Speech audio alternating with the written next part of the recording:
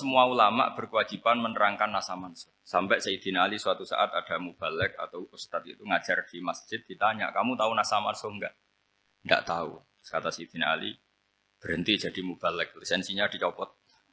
Dicopot, kemudian halakta wa ahlakta, kamu rusak juga merusak. Kenapa demikian? Logikanya begini, semua nabi itu kan panutan. Saya ulang lagi ya, semua nabi itu panutan. Tapi kalau kamu tidak tahu nasaman, so jangan-jangan kamu ikut nabi sebelum kamu, yang nasahnya itu syariatnya sudah apa? Mansukhoh, sudah di nasah. Itu kayak kasus Sunda Wiwitan ini. Itu gak mau punya Nabi Muhammad karena kurang keren, kurang sepuh. Nabinya langsung Nabi Adam. Resikonya adalah beberapa aliran sesat itu, aliran yang kurang benar itu, zaman Nabi Adam kawinnya otomatis sama saudaranya. Lalu masa sekarang kita membolehkan kawin sama apa? Kalau sama Nabi Adam mau tidak mau. Karena yang cowoknya ya bin Adam, putrinya binti. Lalu Allah bikin satu sunnah yang suami istri itu harus beda, yaitu satu kandungan itu melahirkan satu pasang. Dan mulai dulu memang pasangannya orang jelek itu orang cantik. Makanya agak sial itu yang perempuan-perempuan itu. Memang mulai dulu gitu, kalau cantik itu kesunatannya dapat jelek. Nanti sama-sama masuk surga. Karena yang cowoknya ibadahnya syukur, yang ceweknya sabar, itu nanti sama-sama. Nah kebetulan si Qabil itu ganteng sekali Qabil. Berpasangan dengan Labuda itu jelek gembrot, pokoknya tidak cantik. Enggak lah, kebalik. Qabil itu berpasangan sama Iklimah, jadi Qabil ganteng, punya adik kandung namanya Iklimah itu cantik sekali. Yang Habil itu rapati apa? Berarti yang Habil apa? Ya tidak pati ganteng, berbarengan dengan Labuda juga tidak pati cantik. Nah karena tadi ya berarti Qabil bareng siapa? Iklimah, Habil, Labuda. Maka untuk kawin ini nggak boleh satu kandungan. Jadi dulu karena nggak ada perbedaan ibu bapak, mau tidak mau beda. Yang penting beda. Yaitu akhirnya apa? Qabil dapat Labuda, yang Habil dapat Iklimah karena beda kandungan. Itu sudah cukup. Nah, akhirnya kan nggak terima si Qabil. Masa orang ganteng dapat orang jelek. Jadi mulai dulu itu maunya orang ganteng ya dapat orang cantik, nggak terima. Tapi Allah ngatur seperti itu. Akhirnya terjadi percekcokan. Nah, dulu itu semuanya itu religius, sehingga ukuran percekcokannya masih religi, yaitu ya gini saja, kita ngadakan kurban, yang diterima itu ya menang. Ya ternyata dalam kompetisi itu yang menang siapa? Habil. Akhirnya Habil jadi menikahi siapa? Iklim. Kalau sekarang kompetisinya kan siapa paling kaya ya menang. Lebih gampang. Nah kemudian bayangkan misalnya, ya saya ini menerangkan nasa mansuh. Kita semua sering ngomong, sering berkoar-koar, sering menyarankan atau mewajibkan para nabi itu panutan dalam semua perilakunya.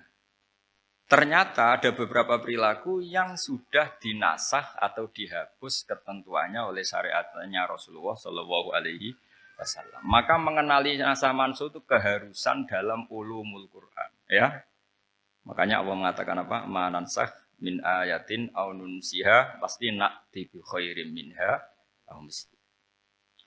Jadi saya nerangkan nasah mansuh itu dua sesi. Satu sesi antar nabi, dua di internal syariatnya apa? Nabi. Sekali saja hari ini tok, sudah setelah itu anggap pinter. Kalau sudah jangan tanya lagi. Nah, ada beberapa lagi syariat yang masalah metode. Dulu Nabi Nuh itu dibolehkan oleh Allah saking mangkelnya sama orang kafir. Saya ulang lagi, orang kafir itu kan biadab sekali, nempat buminya Allah, makan rezekinya Allah, kemudian mengkafirkan Allah. Pikirannya Nabi Nuh, orang biadab gini nggak layak hidup, itu pikirannya Nabi Nuh. Kalau dia pakai militer, tidak punya militer, ya pakai langit akhirnya. Pakai kekuatan langit, beliau berdoa, Rabbi la tazar alal ardi minal kafirina dayyar. Innaka intazarhum yudillu ibadaka wa la yalidu illa fajirong kafar. Ya Allah, mereka ini orang-orang kafir, padahal pakai bumi engkau, pakai rezeki engkau, matikan semua saja. Jangan sisakan satu pun. Karena kalau masih sisa, nanti anak turunnya ya gitu. Gennya gendo ya pasti melahirkan gendo. Gen, wala yalidu illa fajirong kafaro. Kalau kamu sisakan pasti melahirkan generasi gendo lagi kafir lagi. Dituruti sama Allah. Kecuali orang 80 yang ikut Nabi Nuh.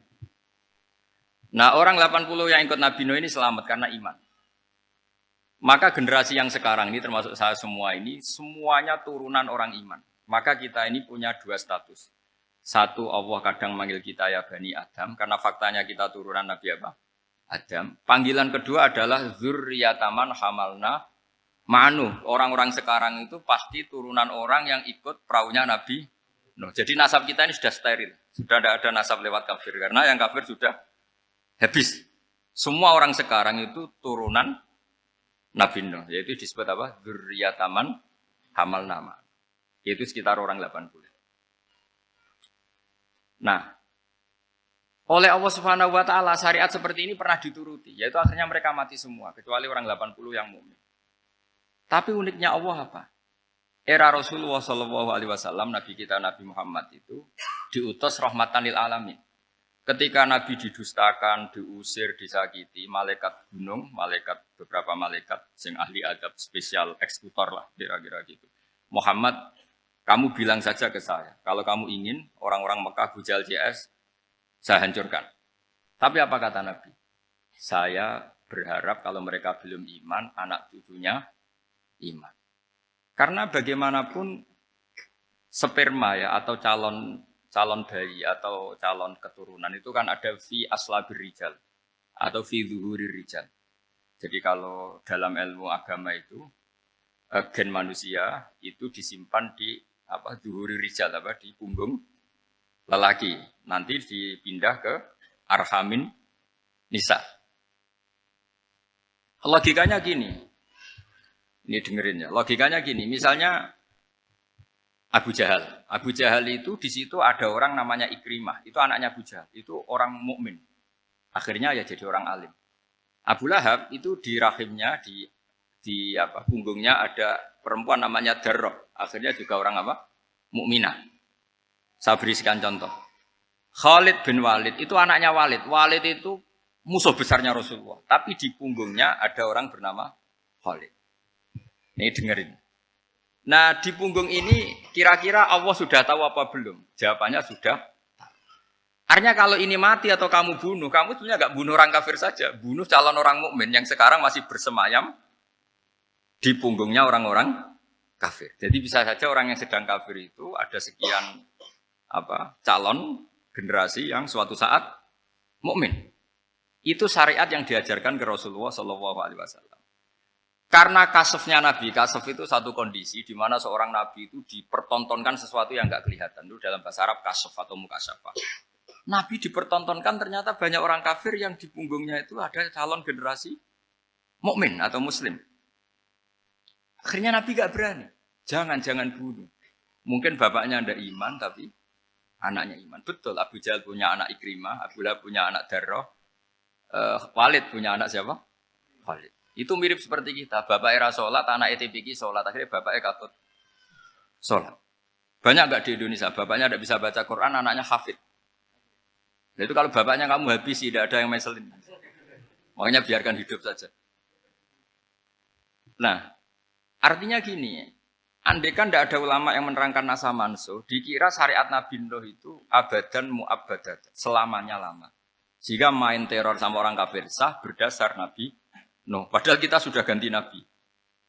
Yaitu syariatnya Rasulullah Shallallahu Alaihi Wasallam masyhur itu ketika Nabi ngendikan, saya tidak minta mereka dihukum, tapi ya Allah saya minta Allah mahdi qaumi fa innahum layak lamun. Mereka kafir itu karena tidak. Sehingga ada periode. Loh kalau perang itu beda, perang itu konteksnya duel, itu tidak harus sama Abu Jahal, Abu Lahab. Ada penjahat mau bunuh kamu wajib perang enggak? Wajib. Penjahatnya meskipun muslim apa harus kafir? Meskipun muslim. Maka kata ulama fikih sebetulnya perang duel itu bukan syariat muslim sama kafir tok. Masih muslim sama muslim, misalnya ada orang mau merkosa istri kamu, terus dia pamit gini, saya muslim loh, beri hak loh. Enggak bisa. Saya penjahat loh, muslim. Jadi kamu nggak boleh merangin saya, ngelawan saya. Saya kan muslim. Nggak bisa, tetap harus dilawan.